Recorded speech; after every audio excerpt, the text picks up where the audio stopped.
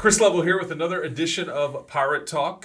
Chip Darden, my guest as always. Colton Coons taking care of us behind the camera. These shows brought to you by Gene Messer Ford Lincoln.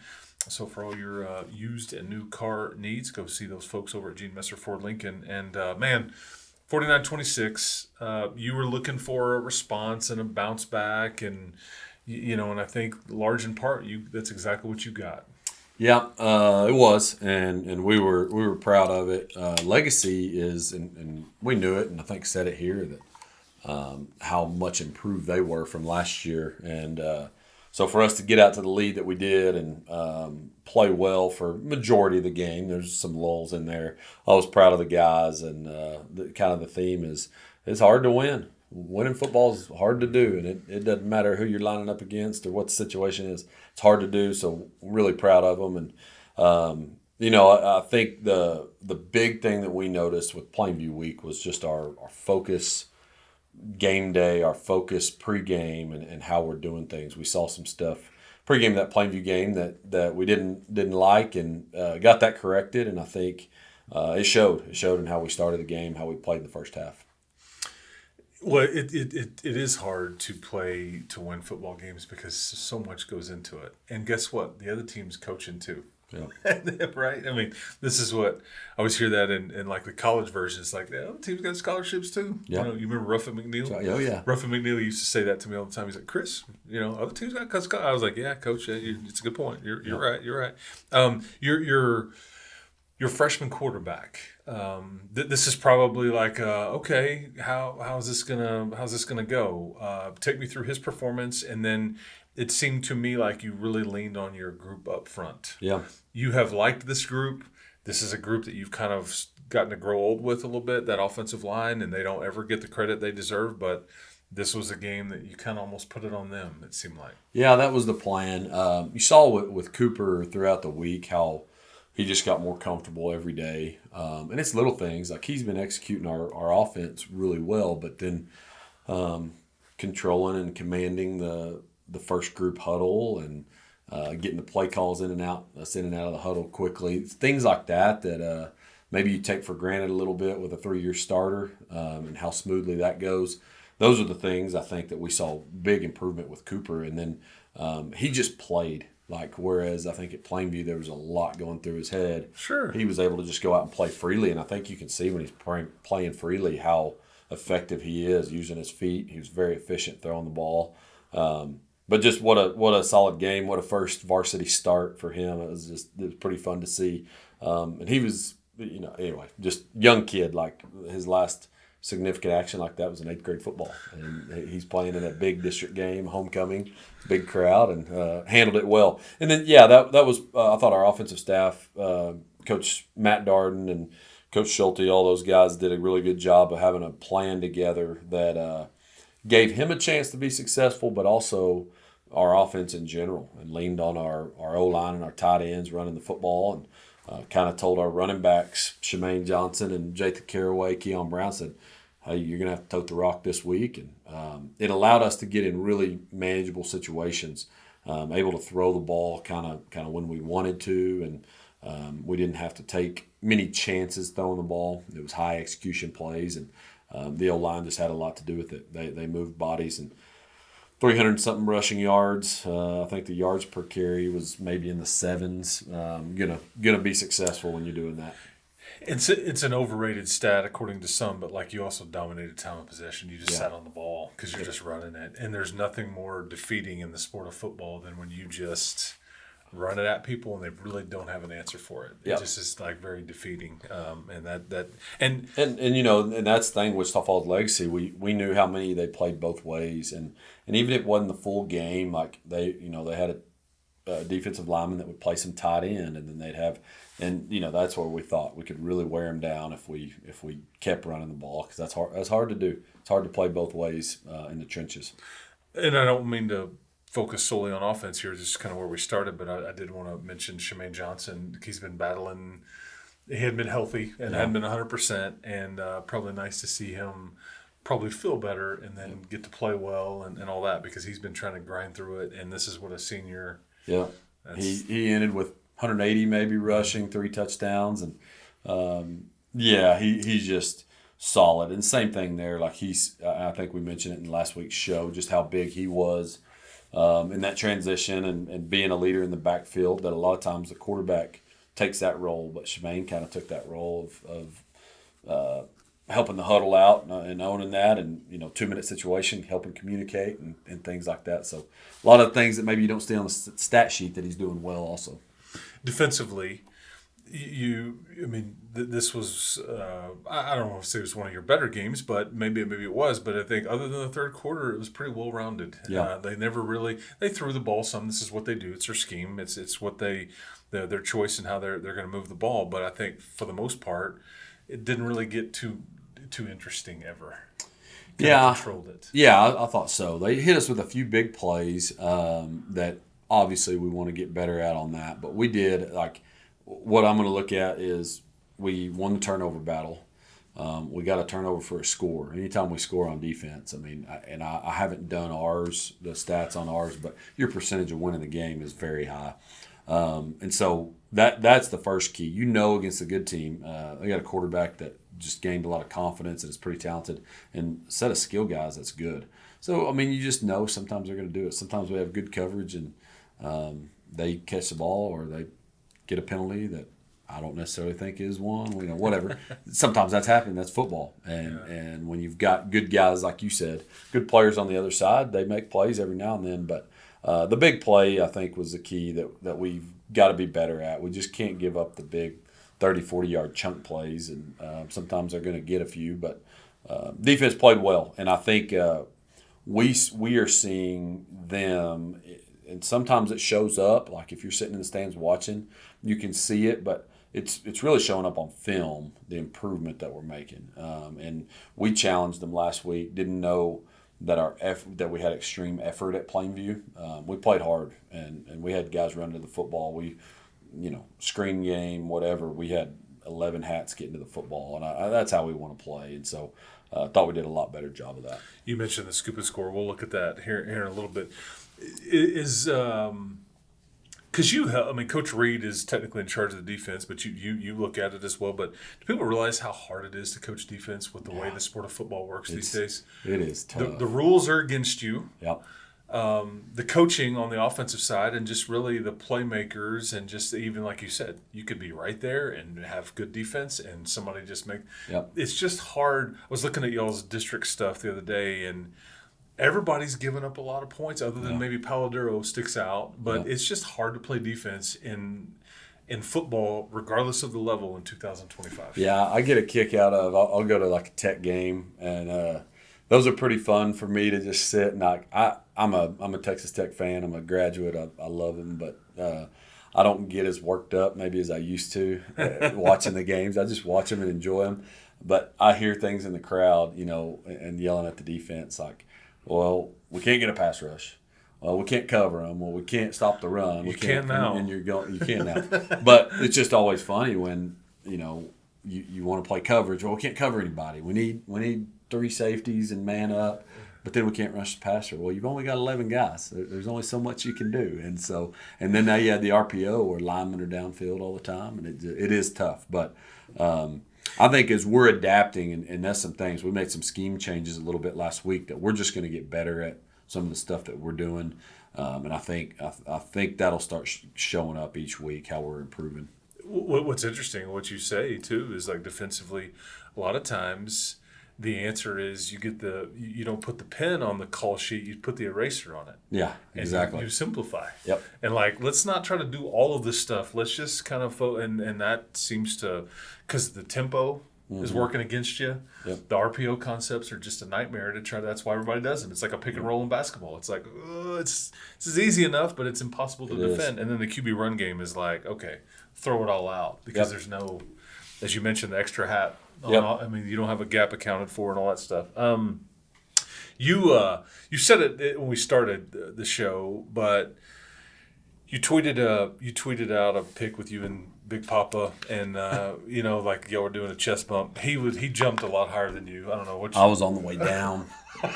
It's not fair. Of course you were. But your caption was football is fun and it's supposed to be fun, all that stuff. Is that lost sometimes? Yeah, absolutely it is. And that's what You didn't know I was going to ask you that. I didn't. But I think that. Yeah, I mean, sorry, I'm interrupting. But No, like that's it. Like that's the. I mean, there's a whole lot we hope to learn through the game of football. There's a whole lot we want to try to do. We want to win, and you're teaching guys about how to win or the process it takes to win, and you hope that translates into their lives down the road or whatever. But ultimately, we're supposed to come out here and have fun, and that was something that we stressed all week as well. Like play with it, some excitement, some emotion. Make it fun and make sure that no matter your role, you might not be getting a scoop and score like Papa did, but maybe your role is to be there Tuesday, Wednesday giving a scout look, but then you ought to be having fun on Friday night. So I do agree. I think it needs to be fun. I think it needs to be fun I think we could all say that, like parents in the stands, man, have fun watching your kid play and have fun watching your kid be a part of something bigger than themselves. And I think if we all did that, we won. We're probably going to win a lot more, but also we're just going to get something very positive out of it. Yeah, we get caught up in a result too much. Yep. and all the things, and you forget it's a game, and it's a small glimpse of their lives and whatever, and it goes by quick. So you don't want to be so stressed out or so tensed up or frustrated or whatever it may be. But I thought it was a great pick, even though you were on the way up. Okay, can we look at the plays, Colton? And I'm gonna let you, Chip, take us through these. Yeah, Colton, I think the end zone might be the best view of this first one. So this is early. This is second quarter, I believe. Yeah, and so anyway, just normal play. It's second down and 9. And at this point in the game, I think we're up 14-0. Playing pretty well, but so they've run this where the back is out, and they're going to get it to that back. Back's a really good player, so you can roll it here. Again, this is one of those that last week, I don't know if we were running the football great, but Jack Sipowicz does a great job there. And you can go back one more time. Jack Sipowicz, on the other view, you can see he really defeats a block well. We've got, I think, this Kel Kirk that's running through a block right here also, just forcing everything inside. Jack makes a big hit, ball pops out. Again, we got a defensive lineman running to the football, but I think what I wanted to point out, if you go back, and it may be hard for y'all to see from that far away, but watch our excitement from our guys. There's Josiah Davis, Kobe Jimenez, there's Pat waving his arms as he's running. Again, this is what we were looking for the whole week, is some excitement playing football. And I just, again, there goes Papa from the D-line spot, running all the way out there, scoop it, and then we got a bunch of guys excited.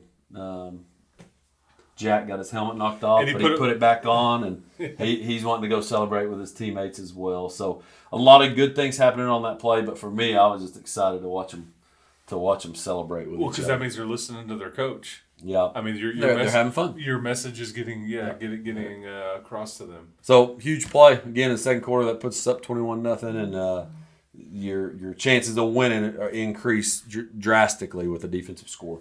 I was about to say the odds when you score on special teams or on defense, boy, go way up. It tilts it big time.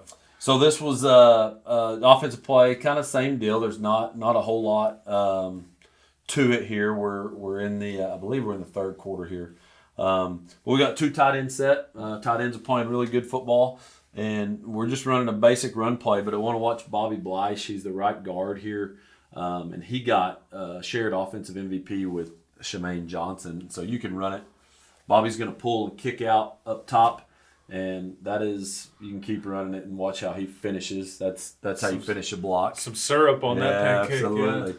And you go back and watch our down blocks, just getting some movement, really good. Wyatt Hare here, he's pulling around also, but just we're getting movement here, kick out, and then there's Wyatt, his hands inside, and ultimately you got a safety in a corner making a tackle 13 yards downfield. You can just still see guys engaged, and like with receivers, something that may go unnoticed. Now you can run it from there, Colton.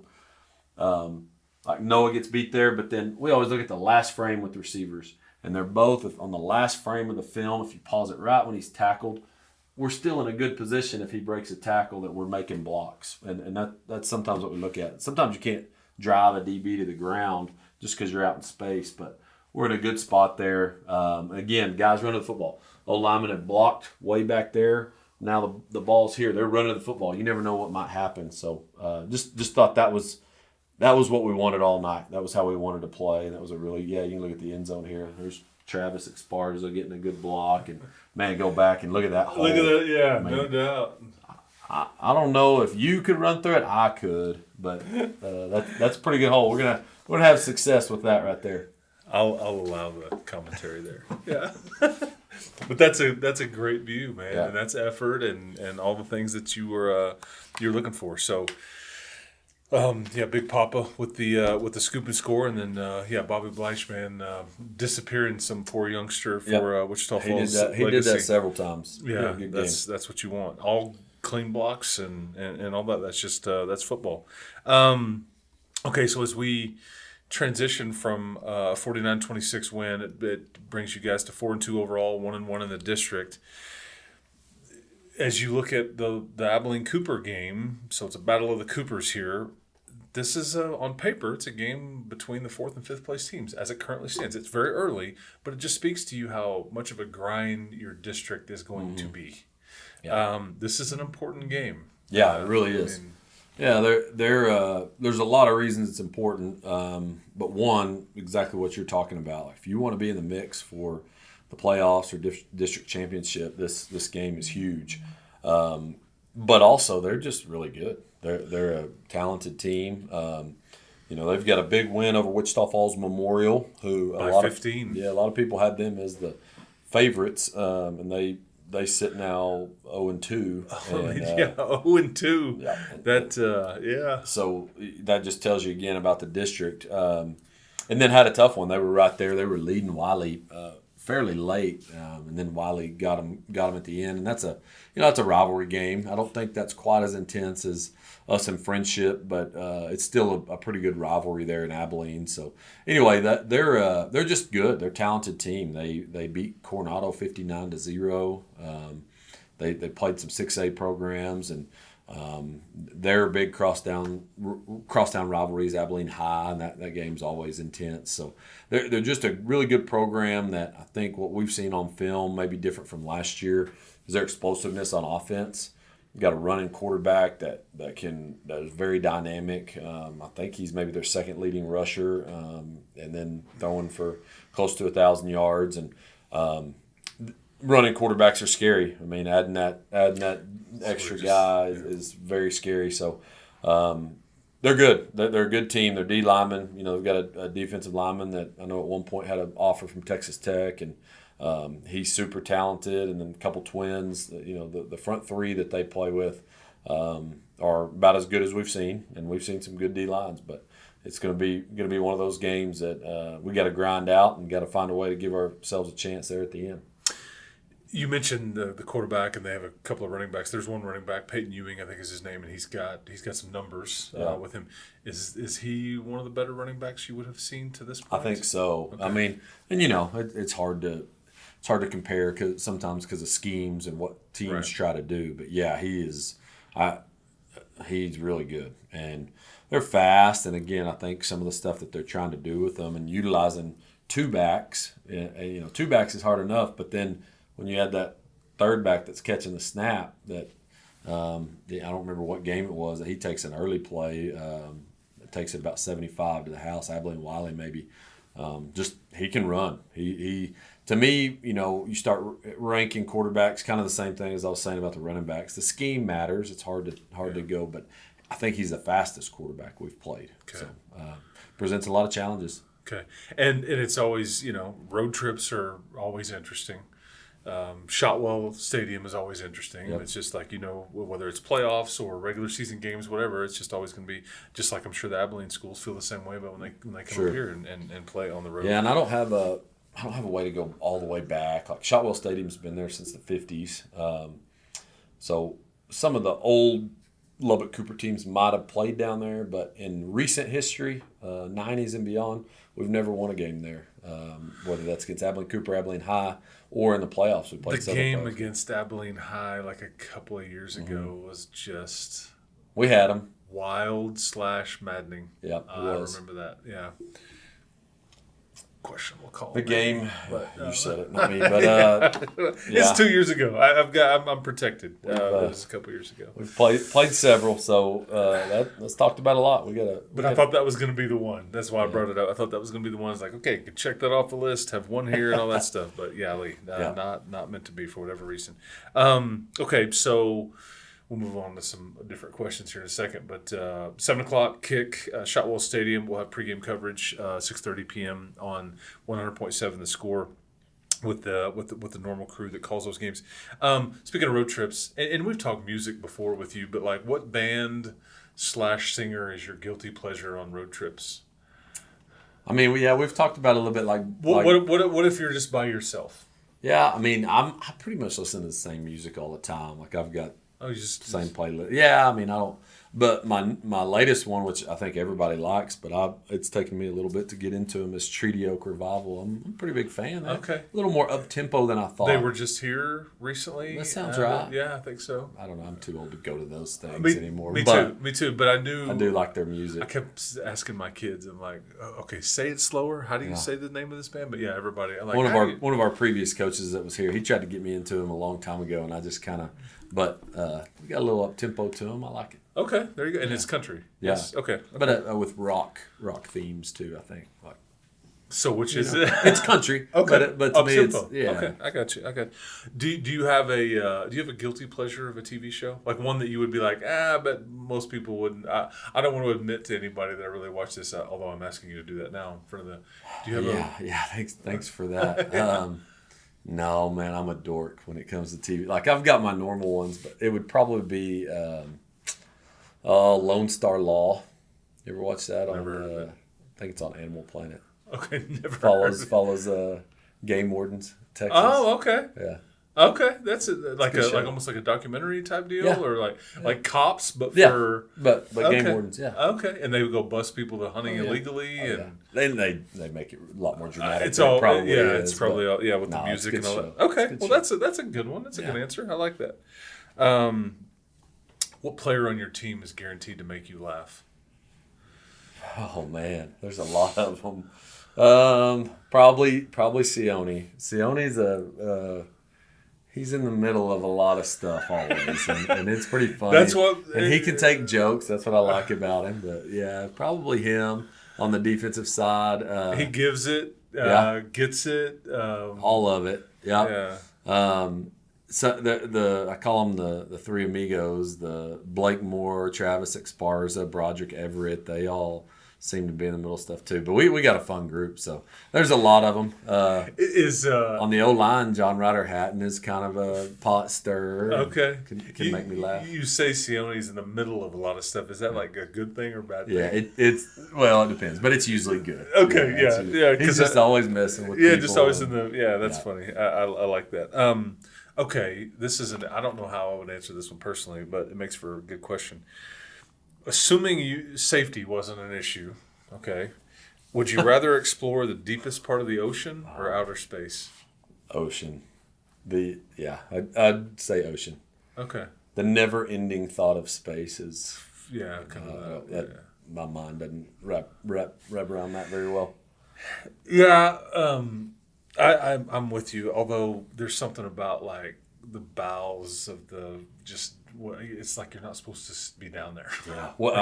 What percentage of the ocean has been explored? Like it's like 10%. Yeah, exactly. Scary. Yeah, and that part. Yeah, there's some unknown there too. Yeah. And I feel like that even though I'm saying, you're going to be safe, I feel like the pressure would not. I was just curious. Your players are in the midst of their semester. Mm-hmm. Okay, right now. They got a million things going. You just had homecoming, football season still in the middle, and all that stuff. So they're dealing with all of their classes. Yeah. Like that. What was the hardest class you ever took in high school or college?